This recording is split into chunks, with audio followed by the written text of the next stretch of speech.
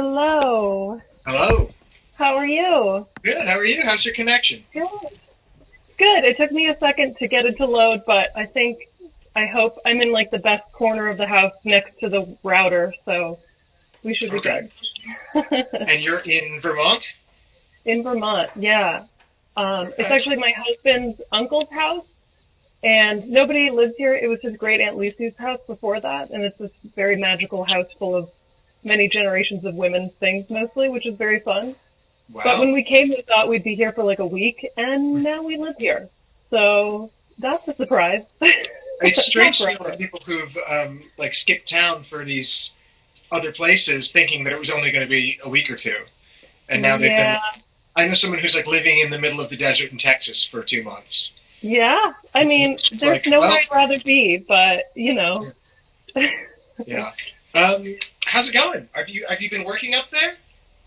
Yeah, I've been trying. It's a lot slower to work from here, but I work for the Metropolitan Museum, as you know, and so we're closed now on month two, which is distressing, but we're working really hard to do lots of like remote access and digitize things. And so that's been good for me because I do social media for my department.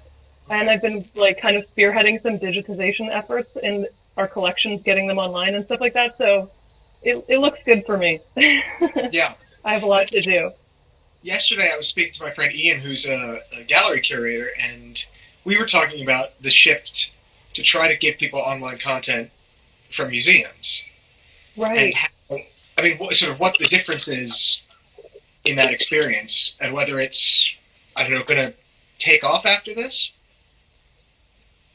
Well, it's difficult because my primary responsibility is working in a textile study room where people come in and make viewing appointments to see textiles up close in the collection and to examine them, either for pleasure. We have makers that come in and like get inspiration, or we have scholars and academics that are like writing and student groups. Like we have so many classes come through, all the New York fashion schools come through.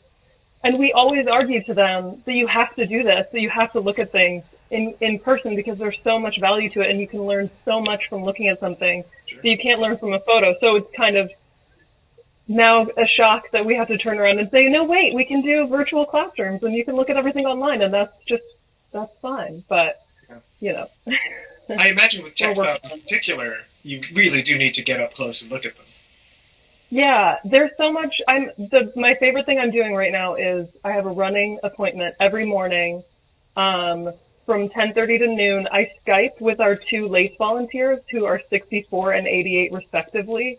So it's Right. especially precious because the 88-year-old is so proud of herself every day that she's been able to join Skype again, like answer the phone call. She's so cute. She's always like, "I'm sorry, I'm not good at this stuff," and we're like, "It's okay. We didn't bring you on for your tech savvy." Yeah. So we're actually going through the lace collection and doing classification, and we're able to do really close looking Huh. through like photography that we've done. Right. But that's because we had those viewings in the first place where we could take like microscope images of things.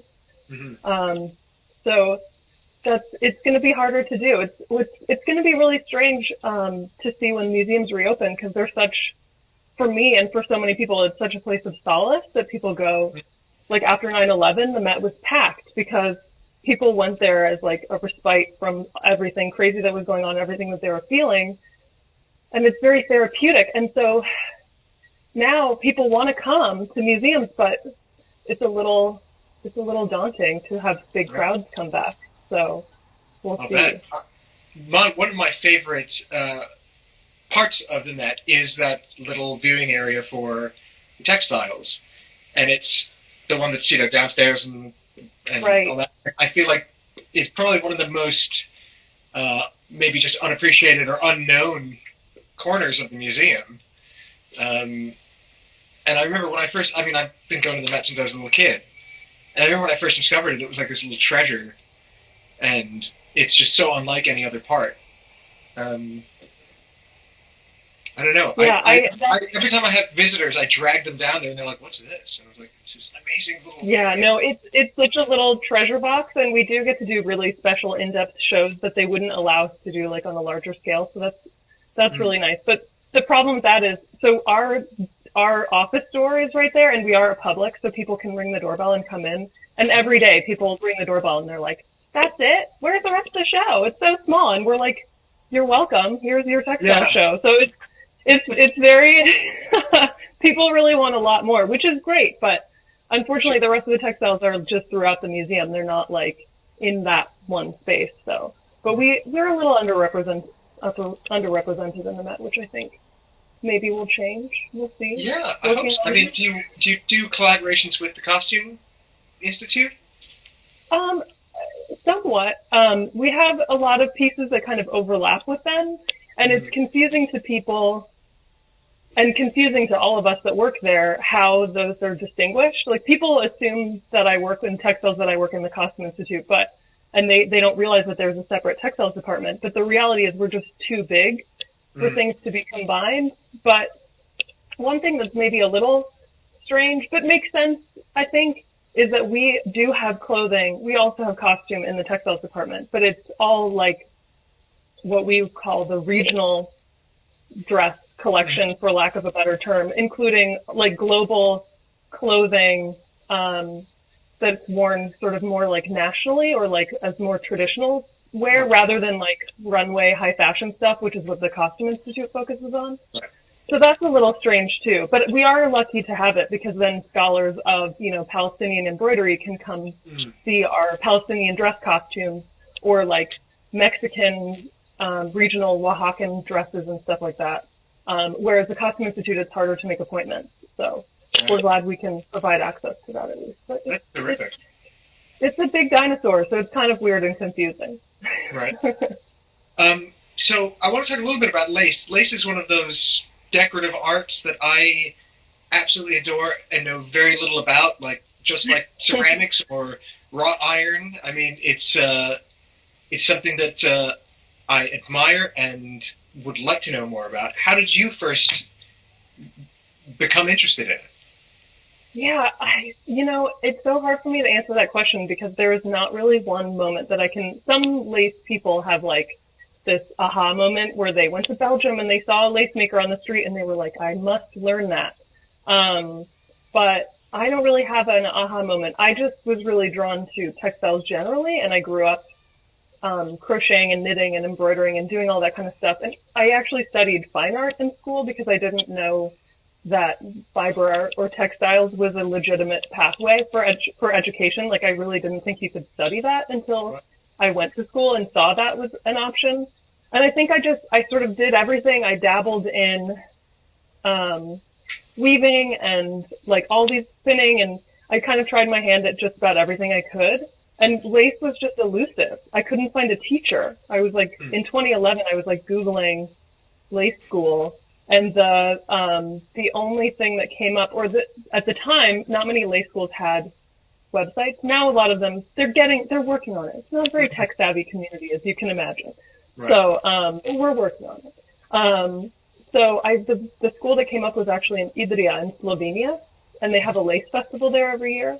It's the oldest continually run lace school, and Wow. so I like just went essentially, self-funded a trip and went and took a lace class, and I just was hooked. Like it's one of those things that you really love it or hate it, because I teach it also, and my students are either completely obsessed or I've had students like rip their thread off their pillow and like leave the class. And Right. like the textile art center where I teach is like, no one's ever done that in any other class. And I'm like, yeah, it's just really kind of hard. So people want it to be easy, like they want to get it right away, but Hmm. you can't. So I think it was a slow process, but later I went back and traveled a lot and studied lace all over the place. And one of the lace makers I interviewed, she said, she was like, lace, it's a sickness. She was like, you have it. And that's kind of what it is. It's very addicting, and it's endless. Like it's endlessly complicated. You are never done learning. So you can always challenge yourself more, which I love. So now that's kind of what I've devoted my life to, which is a surprise to me. But I guess it's been like 8 years. So Yeah. hey. I mean, I'm glad that someone out there is still devoting themselves to such a beautiful thing. It seems, I mean, I couldn't even imagine taking that first step and signing up for a lace class just because it seems so intricate and daunting.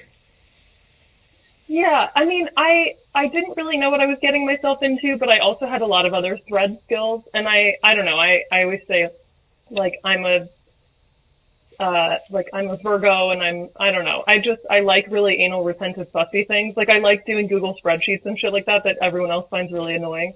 And Mm. like data entry and stuff, like repetitive tasks I really like. So lace works for me. But it's definitely like it's a type of brain that will get into it or not. I mean, it's like tailoring. Like you have to be really like comfortable with a specific skill set and doing that like over and over again and really carefully and with precision and that sort of thing. I don't think it's not so different, I think, in that way. Right. Well, it makes me think a lot of weaving and the sort of mathematical aspect of that, which is something you don't see as much in tailoring. Um, you're Right. not sort of, I mean, even though you're literally working from patterns, you're not creating patterns in that same way. Right, right. I mean, having done pattern drafting, not a nearly as high level as tailoring work, but just like costume making and that sort of thing.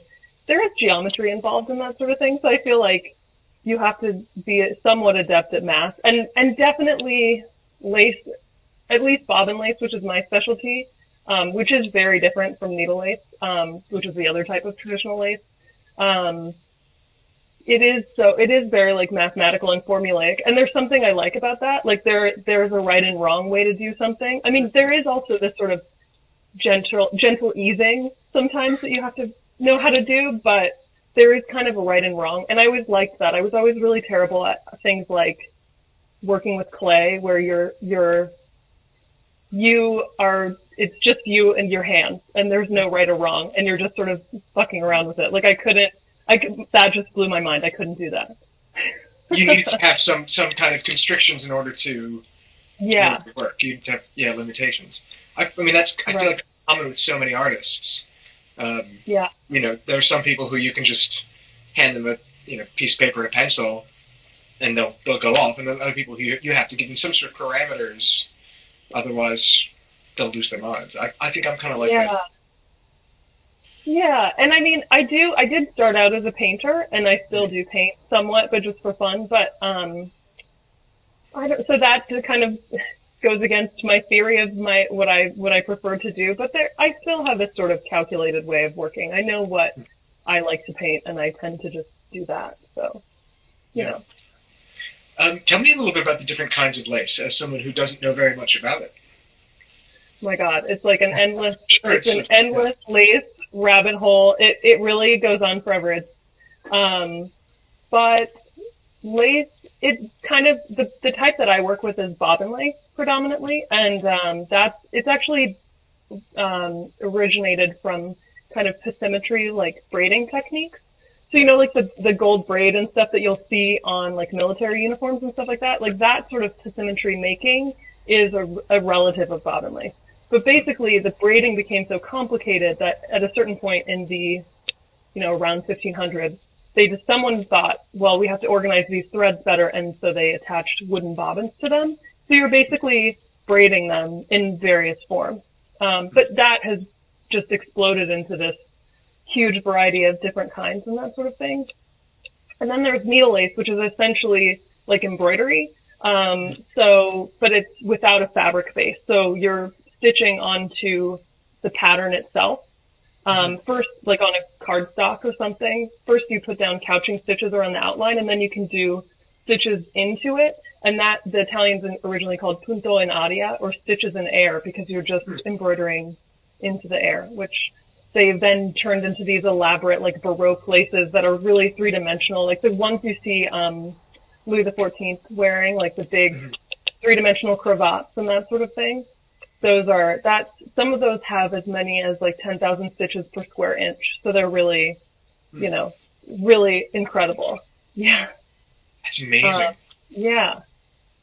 So, and at the time it was really, it's hard for me to convey to people. And I'm sure you get the exact same thing, how much time goes into it. Sure. The thing that makers always hear is when someone finds out that likely isn't the maker, that you have a particular skill, they'll say, "Oh, will you make me, whatever?" I mean, you actually will, but obviously for a price. But I have to explain to people, like I can't make you a wedding veil. It would take me 2 years. I would have Yeah. to, work full I mean, time on it every day. I don't care for myself. I hire people to do it. Oh, okay, Yeah, yeah. gotcha. I'm not good enough to do a full suit or anything like that. I Yeah, can I mean repair things. that is far beyond any of the skills that I Yeah. ever got to in sewing. So impressive, though. Um, what are some of the regional differences in lace, or the major Um, ones? so the It seems like a there's very like regional art.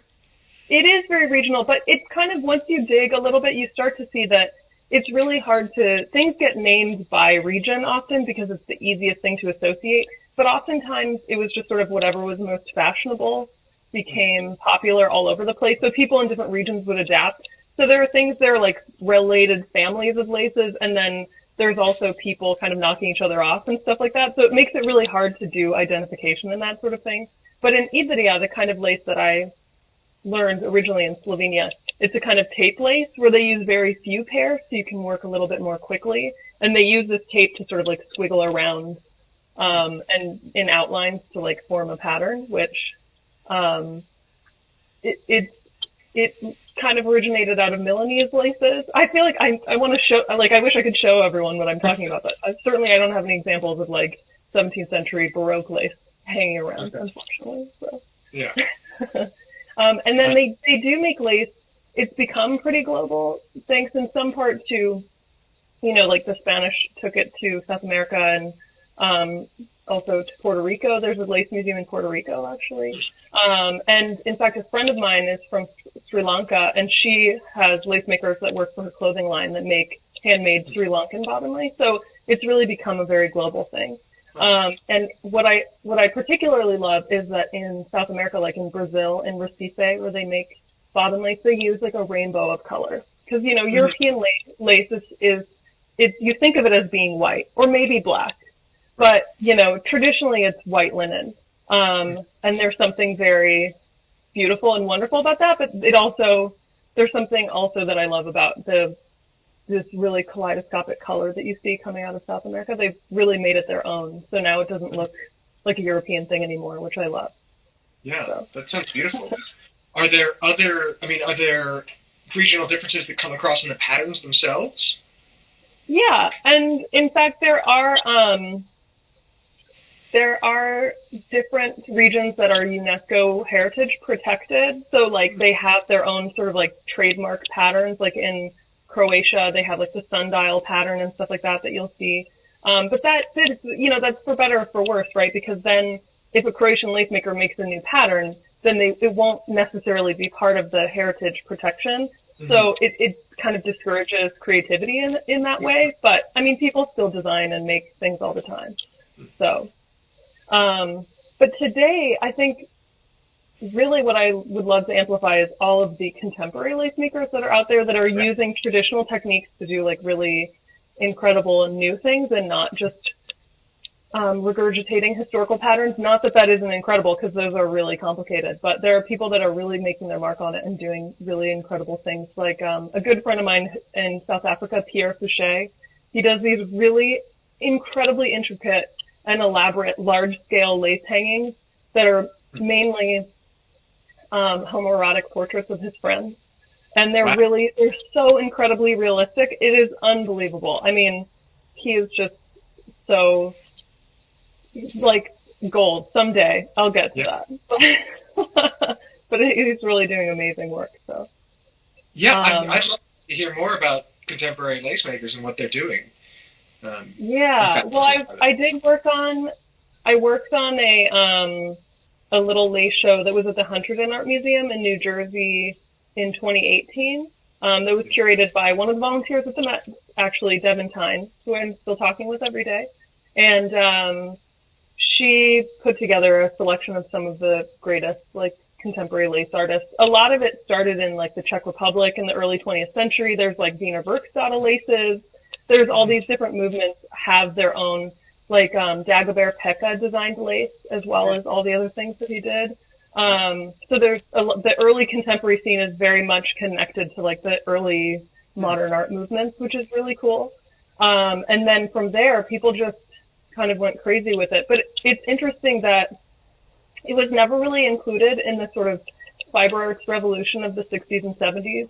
Even when weavers like Annie Albers and stuff started being included in like modern art museums, lace was never a part of that because it was still, there's such baggage attached to it. Like it's really, people associate it with this like old ladies making doilies thing, which my argument is always like what precludes an old lady making a doily from being an artist, but they just really wanted to distance themselves from that. So it's only today that a few lace makers are starting to get recognition, which is great.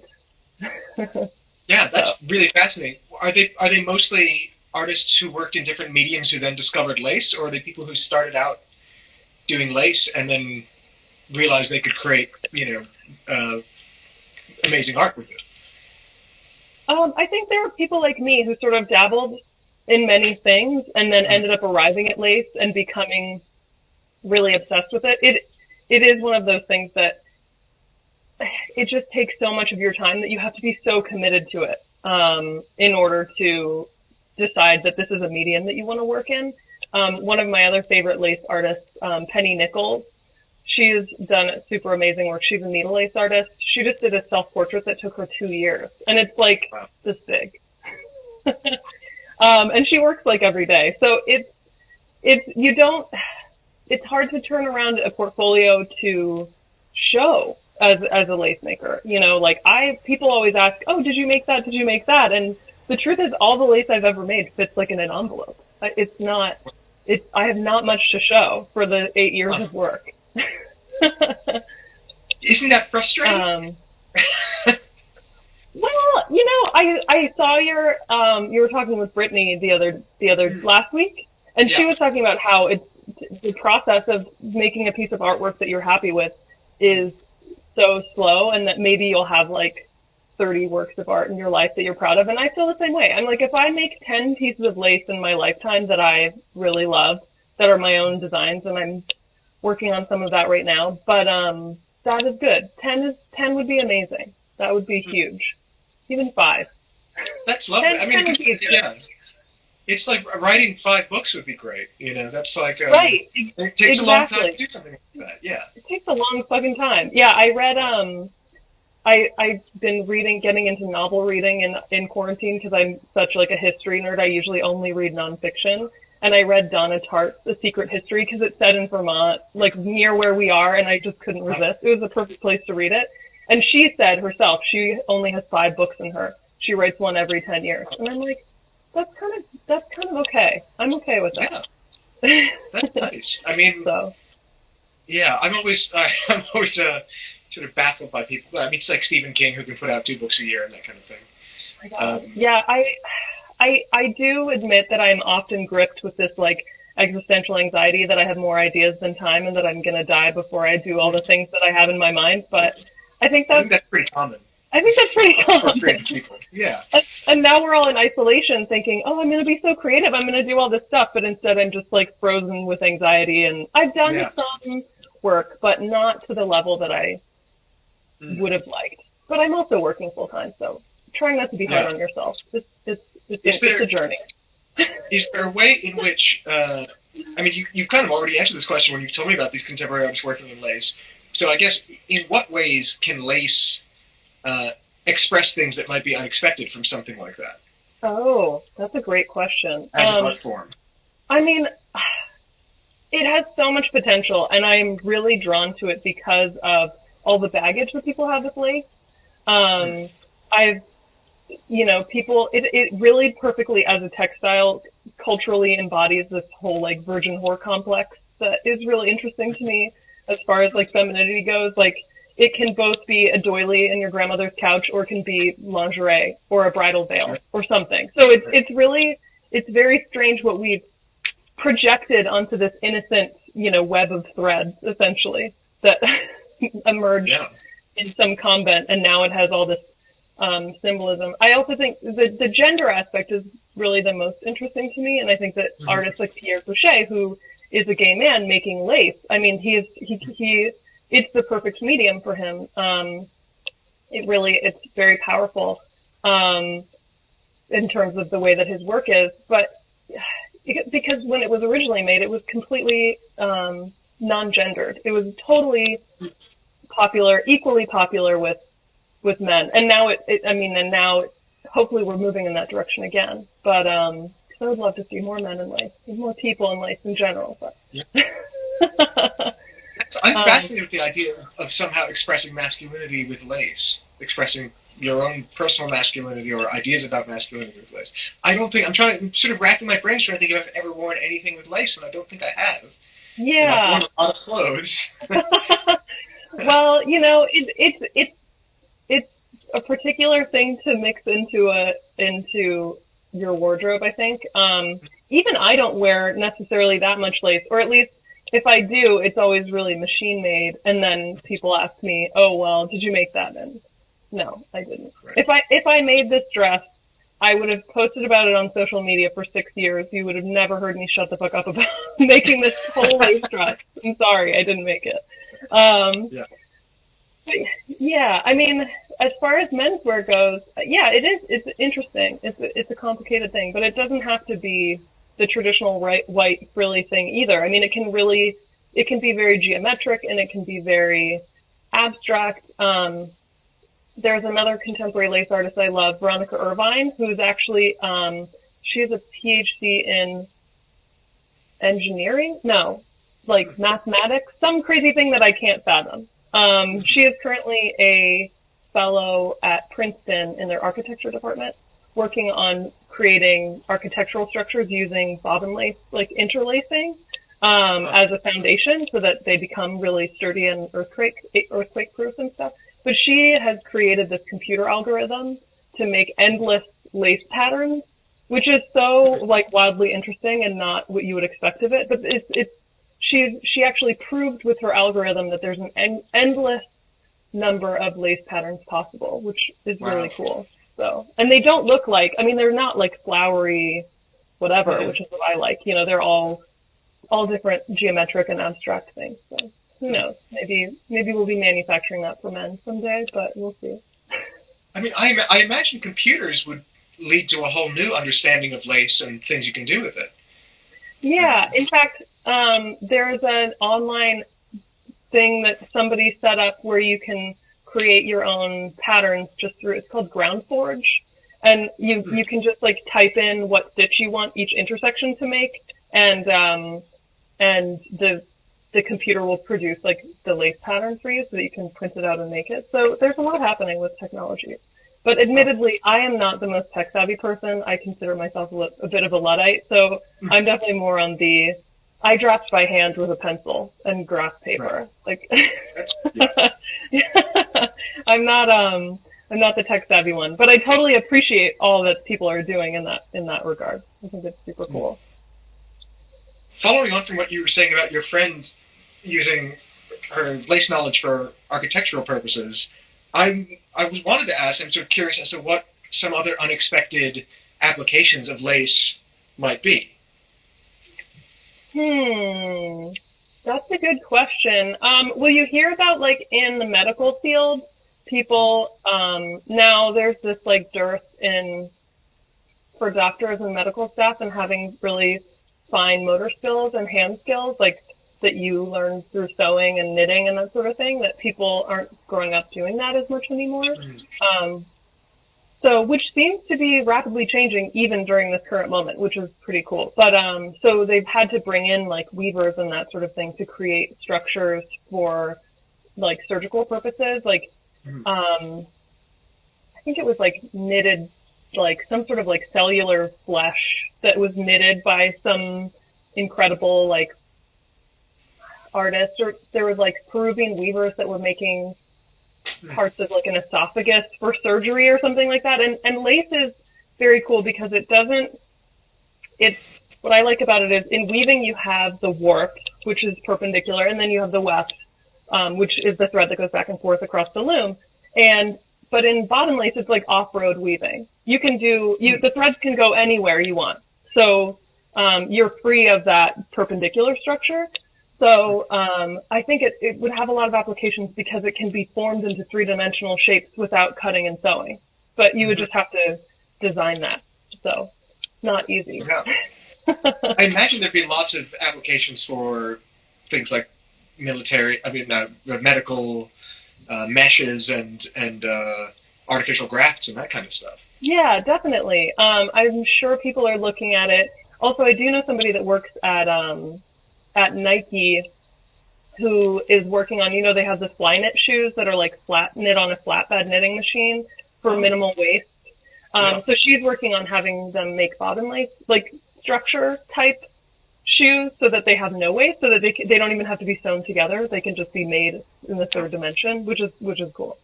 That's pretty amazing. Yeah. So who knows what we'll be coming up with in the future. I would step back a minute. I have a broader question about museums and something I talked with Ian about yesterday. I am always a bit, I guess, I don't know, saddened might be the word, with the kind of division in the public mind between fine art and decorative art. Oh, yeah. And the fact that when I always go straight to the period rooms and to the furniture displays and stuff like that, I feel like it's something that a lot of people pass by and don't spend time with. Why do you think that is, and how can you change that? I mean, it's obviously part of your job is to get people excited about textiles, right? Yeah. It's such a loaded and difficult topic, I think. And for everyone in museums, we're constantly having that conversation and thinking about it. I mean, on one hand, do I want lace to be, and decorative arts generally, to be recognized as art? Sure. But at the same time, one of my colleagues pointed out to me once that if all of the decorative arts were moved to be included into the broader category of fine arts, then they would just become another type of fine art. And they would just have to compete with painting and sculpture and the other fine arts. And they would just get perhaps less attention under that umbrella. So to have a separate category at least makes it a focused area for people that are interested in that particularly to go to. And I know for me personally, like, just again, because everything comes back to lace with me, but I used to really fight to argue that lace should be included as an art form because it was so skilled and it took so much talent on the part of the lace maker, and really the artist just drew like an illustration, but all of the difficult work of figuring out the structure and how it was actually assembled was done by the lace maker, and they didn't have diagramming or any of that sort of thing that we have now. So they just had to be really good. They just had that knowledge in their head. I mean, it was too complicated to publish in books and after a certain point. So it was really an incredible amount of skill. And even people in the Renaissance write about like recognizing that is a really high skill kind of work. But I guess at the same time, I think part of me would really just, rather than to look at it as like the art versus craft divide, because decorative arts are sort of separated because they're crafts, like, furniture is a craft and that sort of thing. And I think these days I would rather elevate that field than to try to glom into art, and that I no longer am interested in arguing with fine arts people that what I do matters, because it's boring to me. I mean, it's boring that people don't think that beautiful decorative arts objects are valuable and important. So I would rather elevate the craft of decorative art than try to fit into a different category that doesn't want to, fuck them. So there must be examples, I'm sure, in the Met of paintings and maybe even sculptures depicting lace. Oh yeah. There's some good ones. Although my personal favorite depiction of lace is, oh God, I'm going to forget his name. But it was this wood carver in the 17th century. I want to say like Gilbert Gibbons. I think it was Gilbert Gibbons. We have a staircase that he carved in the new European Sculpture and Decorative Arts galleries. Which, if you haven't seen the renovation in the Met, go the day we open, because it's amazing. It was only open, they closed the whole British galleries for like 5 years, and then they opened it for like a week and then the museum closed. So no one's seen it yet. But there's a whole staircase that he hand carved. It's absolutely out of this world. And he was known to look at lace, and he actually carved a cravat. It was like this really big, elaborate it's a wooden cravat. I mean, it looks exactly like one of the Gros Point needle lace cravats that Louis XIV would have worn. And it was owned by this collector contemporaneously who would wear it at dinner parties. He would like come out in his like wooden cravat. It's so oh my cool. god, so cool. It's amazing. It's in the V&A, and the V&A also has the lace cravat, I think, that inspired it. So it's like a replica in wood. It's wild. Stunning. Yeah. Oh. Yeah. That kind of blew my mind. Yeah. And there's some painters who are really good at depicting lace, who I appreciate very much. And one of the things that I like to tell painting people is that, you know, the most expensive part of a portrait was having your textiles depicted. You know, you weren't going to get painted and be wearing, you know, a solid color top. You were going to get painted in your most elaborate silks and laces, and sometimes the clothes they were wearing in portraits didn't even exist. They would just take because they couldn't afford to have that much of a certain fabric. So they would just take like a swatch to the painter and say like, okay, paint me in this.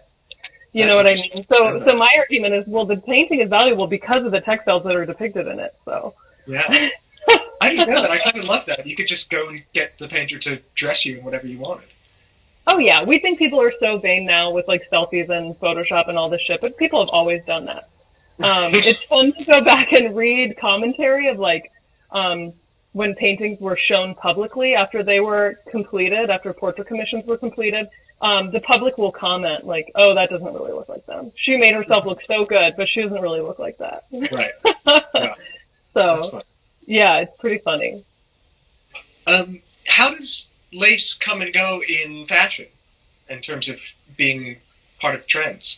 Yeah, I think today it's so different, and for me, I can't help but just distinguish completely, not to dog on machine lace, because there can be some really beautiful machine laces out there, and I wear it certainly because it's much less fragile than handmade lace.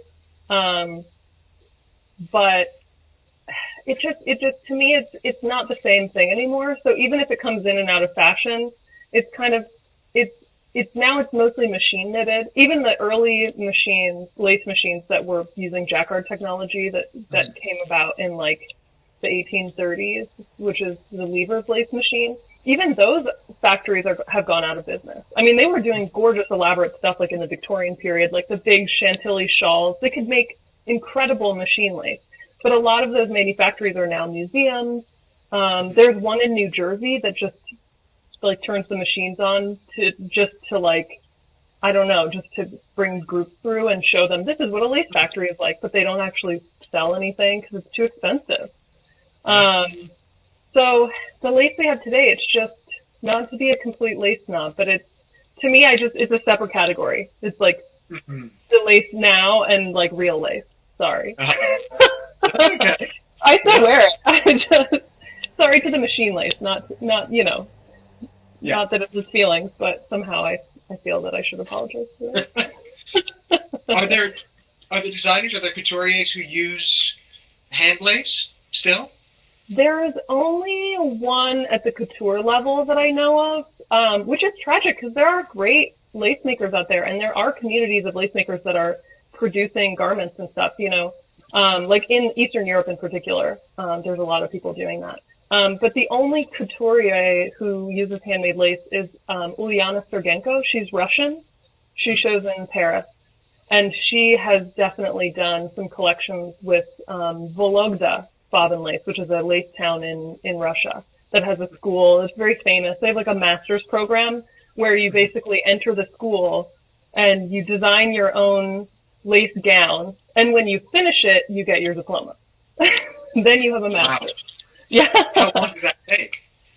People can do it in a couple of years. Okay.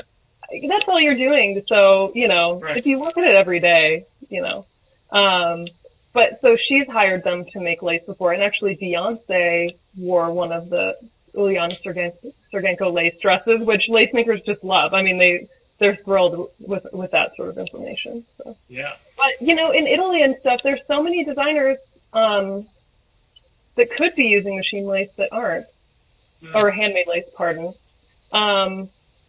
Chanel bought their own machine lace factory to protect it from closing. It was one of the Lieber's like jacquard machine laces, so I appreciate that they're invested in craftsmanship and that sort of thing. But they don't use it very much. Oh, they use it. It's machine made, but it's like this very elaborate. It's these like hand jacquard machines from like the 19th century that are they haven't been updated probably in 100 years, but they're still using them. Those punch card things? Punch card things, yeah. So that stuff is like incredible. And that there's a few people that still make it in France, like Solstice, and it's like $500 a yard for like machine made lace. But it should be. I mean, you gotta punch the cards and stuff. I don't know. I don't know how they do it. I'm not good at the machine end. I want to ask a little bit about your personal style. Are you the most excitingly dressed person at the Met? I get so many compliments in like the staff cafeteria, which is so lovely because the Met employs like 2,300 people. So we definitely don't all know each other. And although like I have the same paths that I walk in the hallways because we have underground tunnels that staff use, so we don't get crowded in galleries. And so I see people in the halls that I know, certainly, and I have a lot of departments that I work with on a regular basis, but I still see people all the time who I don't know. And once in a while, actually pretty often, somebody in the cafeteria will come up to me and say like, "Oh, I love your style. I'm so glad you dress up every day. Like it brightens my day." And I love that because when I started, I was very anxious about it. I mean, I didn't need to be, but I had to. I mean, I have to dress a certain way for work for practical reasons, not because they don't want me to express myself, but just because we're handling sometimes, 5,000-year-old Egyptian mummy wrapping. So, although rarely, but it happens. We happen. I had to cut my nails short, which is very, very sad. But it's fine. Now I'm gardening all the time, so I still have short nails. It's fine. And I don't wear makeup because of transfer issues. And I have to wear my hair up, but I can have it whatever color I want. Nobody cares. And no dangly jewelry. So it's basically me being the world's most impractical person who only likes things who are incredibly useless to dangle off of my person. It's a challenge, but I figured out how to like be myself in that environment, and it's very much encouraged. My colleagues and bosses are very pro me being weird, museum weird, and I thought, when I came in, it seems like this big conservative institution, and I thought like I was such a weirdo. And the longer I'm there, the more I'm like, oh, everyone here is weird, but just in their own special way. Yeah. That's why we ended up in the basement. People work there are a bit weird. Yeah, and they appreciate aesthetic, choices that show that I care about that sort of thing. So it's good. Yeah. I know little bits and pieces of your biography that sort of give me clues as to where your style might come from. But could you tell me where it all comes from? Yeah, It's sort of it can sort of be easily summarized perhaps by my upbringing, which, as many people know, my grandparents were missionaries to Japan in the 50s. They were actually, my grandpa was Amish. He was born into one of the strictest Amish communities in Pennsylvania. He decided to leave when his girlfriend dumped him and go to college he went to high school when he was 21. So that was exciting. Ended up going to college, meeting my grandma. They became missionaries in the 50s. So, and then my mom grew up there, and subsequently I grew up both in the U.S. and Japan. So I like to say that my personal style is sort of like Amish in Tokyo, which is accurate. That is me, in fact. That's amazing. That summarizes it. That's like the most unlikely combination I could think of. Yeah, my grandparents did their very best to raise their children as like conservative Mennonites, but it's hard to do that when you're living in a very cool, exciting city. Although they lived in rural Japan also, but I lived in Tokyo from my tweens to my teens, like formative junior high, high school years. And that was a really big style influence for me. That was like the late 90s when we moved there. And so it was when all the Harajuku crazy like fruit street style fashion was happening, and I couldn't really participate because I didn't have like I was like 11. I didn't have the money to like buy all this crazy stuff or make this crazy stuff or the skills to make it at least. But it was really formative for me, and it was a big deal for me to have one day off a week not to wear uniforms. We went to school Monday to Saturday. Lovely. Right. In uniform. So Sunday was a big deal. Like you had to wear whatever you can. And now I'm a little bit like that with my job where, I can't wear makeup to work and I have short nails during the week. So on the weekend then I have to like put on press-ons and paint my whole face up, and it's like I'm in middle school again. It's kind of fun. That's nice. Yeah. You give yourself a weekly occasion now. Yeah, absolutely. Although now that I'm in quarantine, it's been this weird thing where like I can dress however I want every day, but it's hard not to slide into at least loungewear. So Right. it's nice to have a reason to get dressed up and, talk to people and, slap some makeup on. Did you find that your style changed when you came back to the U.S.? Yeah, I mean, it's always had a sort of central aesthetic of I've always been very interested in this sort of like hyper femininity to the point where it almost becomes grotesque. Mm-hmm.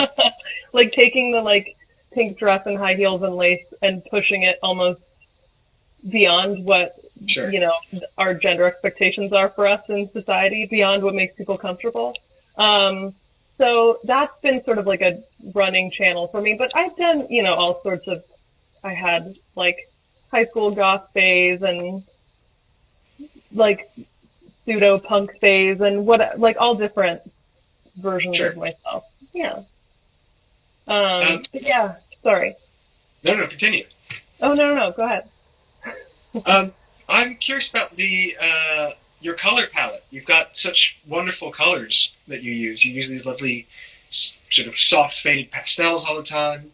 How did that sort of converge? I guess it's always interesting to me when people have a particular kind of set of colors that I associate with them. Like Rose is a perfect example. She's always got these jewel tones.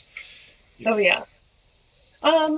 I guess, believe it or not, when I was really little, I was definitely a tomboy, and I was not into girly pink stuff, and I had short hair for a long time, and it was really when I was like a tween that I got drawn to the super girly aesthetic, and I think it was like seeing Lolitas in Tokyo in the like Japanese Lolita fashion at the time, which was, it could be very gothic or it could be very feminine, and there was something about that really appealed to me. And I think it's the same part of me that has become like a lace specialist, that is this like hyper frilly type of aesthetic that is really appealing to me. So I think my color palette really comes from that. It's definitely an intense color palette, and sometimes my poor husband feels like he lives in a little girl's bedroom, but because everything is like pink with like dolls everywhere.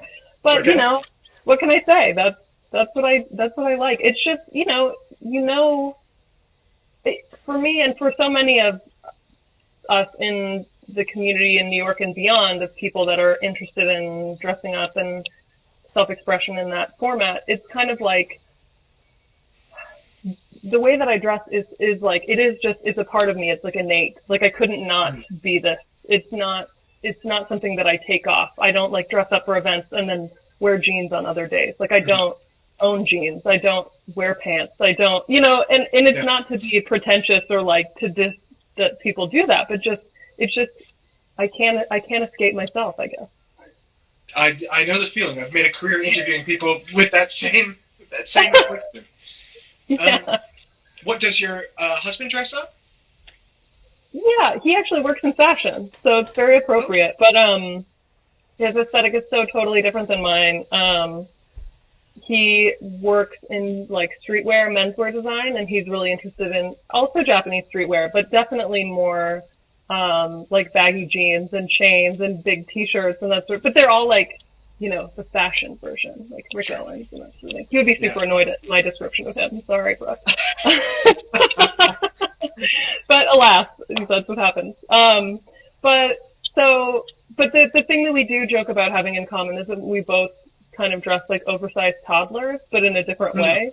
Like he wears like big oversized pants, and I wear like little girls' dresses. So Yeah, that is funny. I mean, that's something I often. I mean, I probably pay more attention to what men are wearing than what women are wearing, just because of my business and life. But that is always kind of my thing when I see a guy wearing like baggy shorts and a hoodie. I'm like, oh, he's dressed like a little kid. right, right. I mean, but I don't think I never felt that it doesn't seem like it's as conscious as what you do. Yeah, I mean, I would say he's very stylish and intentional with it, though, and he's a very humorous approach to fashion. So he always has sort of like humorous details. But it's true that like he's into things that are a little bit off, like maybe like the sort of slightly ugly shoes and stuff like that. You know, like that sort of fashion thing where they like the sort of ugly thing, which I get. I so much more interesting than always perfectly tasteful and mainstream, you know. So I'm into that. But people do expect, oh well, that my counterpart must be someone who wears like all vintage and like is very tailored and kind of like the masculine opposite of me. But I think he's a good masculine opposite of me, actually, in his oversized. Yeah, that seems like it seems like even more compliment. Yeah, yeah. What do you think your style as confrontational? You mentioned exaggerating things until they become grotesque to the point that it makes people uncomfortable. Do you think of it as confrontational or oppositional? In some formats, in some environments and circumstances, necessarily intentionally. I've certainly been in spheres, not with my own community, where people have, you know, made very strong assumptions about me based on my appearance, as it happens to everyone. But just that because I wear dresses and pink and high heels and that sort of thing, that I must be this very submissive, like traditional, like, you know, stereotypes of femininity. But in fact, I'm an obnoxious loudmouth, and I have nothing to do with any of that. So, so I do like sort of busting people's stereotype bubbles in that way. And that's not necessarily intentional. Like I said, it's just something that happens when I meet someone and they say, "Oh, you're actually really smart," or like, "Oh, you know, I thought you would just be some dumb blonde or something." But so it's a bonus. Yeah, it still baffles me that people. Yeah, it still baffles me that people think that people who dress up are sort of by nature superficial. Yeah.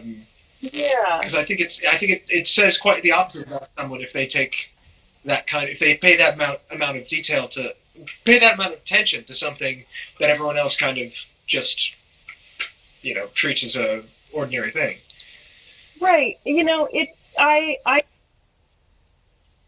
own shallowness if people think that by dressing up you inherently can't be interested in internal matters or something that is perhaps more serious, or to say that dressing up in itself can't be serious, you know, and it can't be important and valuable. You know, I know for a lot of people it's an outlet that really is therapeutic for them and that makes them feel good about themselves, and there's nothing shallow about that at all. So, you know, and the truth is, no matter how much people might argue that they are not interested in clothing and they don't care about how they dress, if you presented them with something totally socially inappropriate for an outing, they wouldn't want to wear it, because everyone has their own aesthetic leanings, as much as they might try to contradict that.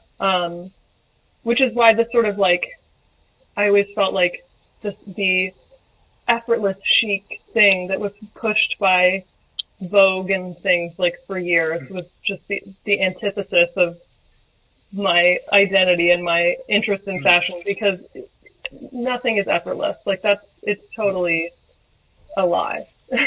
I don't. Yeah, that's excellent. I think that's a good point to leave on. I think we're about to get kicked off. But yeah, nothing is effortless. I agree.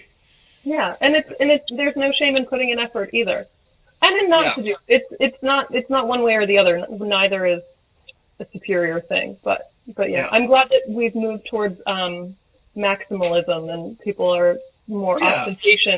ostentatious in recent years, because I was missing that about 10 years ago when we had some weird minimalist thing happening. Mm. Yeah. Do you Yeah. think that the current situation is going to encourage or discourage maximalism? I mean, people aren't going to be spending as much money for a while.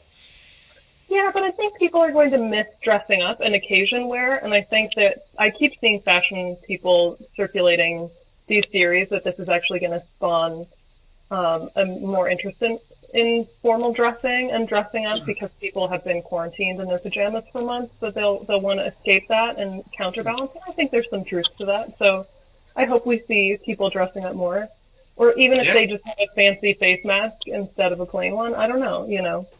Who knows? And you've been making face masks for yourself, haven't you?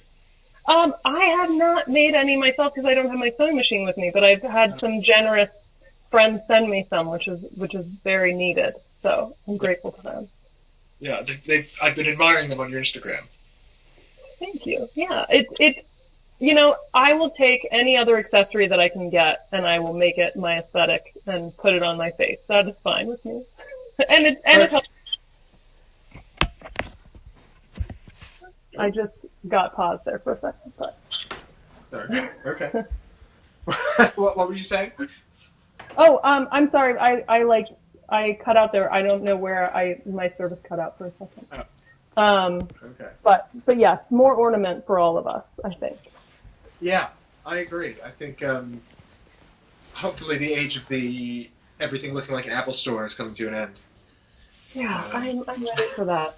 I'm ready for that. Yeah, I want crowded homes, maximalism, stuff every corner with things. I mean, especially if we're going to be spending so much time at home, you might as well have a beautiful space. So. Yeah, I miss having people over. We've got such a nice home, entertaining. I know, it's been nice to see inside people's homes in your talks, actually, in your interviews, because little book corners and nooks and that sort of thing. It's nice to peek in. So. Yeah, it's one of the things. Sorry. It's one of the things that I like so much about working with Rose is that she's so good not only at photographing people but at the interiors they live in. Oh yeah. Which are usually, almost always, an expression of their, sartorial artistry writ large. Absolutely. Well, I'm very excited and look forward to seeing the pictures from your next book. Speaking of. So congratulations on that. I need to do another private interview with you soon for that. Right. Well, this has been a preliminary one then. Yeah, and it's been a treat. Thank you so much, Elena. Thank you so much. Thanks for having me. This was really fun. I enjoyed it and too. I will continue to watch and enjoy these as you make more. So. Can I put this up on YouTube? Yes, please go ahead. Excellent. I didn't say anything too scandalous. I stand behind all of it. Yeah, I think you dropped an F-bomb, but that's fine. Oh, well, can't help it. Yeah. All right, night. All right, good talking. Good night.